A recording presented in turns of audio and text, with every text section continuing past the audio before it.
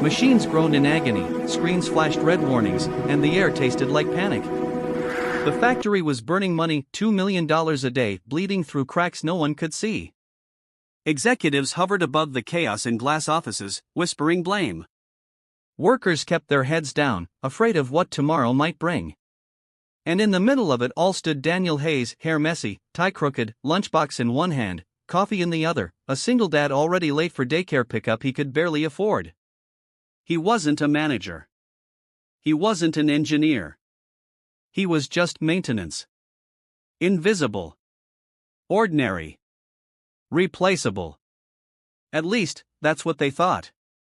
Daniel didn't care about the money the factory was losing. He cared about something far more personal, his little girl's drawing tucked in his shirt pocket. A crayon-scribbled picture of two stick figures holding hands, under the words, "We can fix anything, Daddy." He whispered, "I'm trying, kiddo. I'm trying." Every day he came early. Not for the pay, there was barely enough to cover rent, but because sometimes, if he came before sunrise, he could catch the machines before they started hurting. He had a theory: the machines weren't broken. They were misaligned. Not technically, but humanly. The system wasn't failing because parts were worn, but because people were. But no one listened to maintenance. So he listened instead. To the machines. To the workers. To the silence between alarms. That morning, something felt off. The biggest packaging unit, nicknamed Atlas, rattled strangely, like it was begging for help. Everyone assumed it was a mechanical issue. Millions had been spent replacing belts, calibrating sensors, even bringing in external consultants. But Daniel knelt beside it, listening, not with a stethoscope, but with heart. And then, he heard it. Not a squeak. Not a grind. A pattern. 3 clunks. Pause. 2 clunks. Long pause. He blinked slowly. No way. He opened the settings panel. Nothing mechanical was wrong. He dug deeper, accessing hidden service logs, and gasped. The machines weren't failing. They were running old instructions, decade-old operational data. The system had never updated correctly.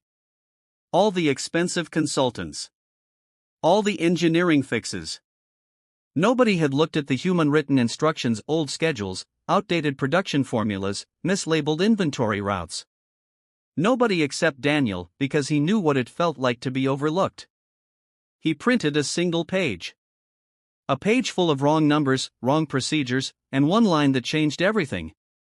The factory wasn't broken. It was stuck in the past.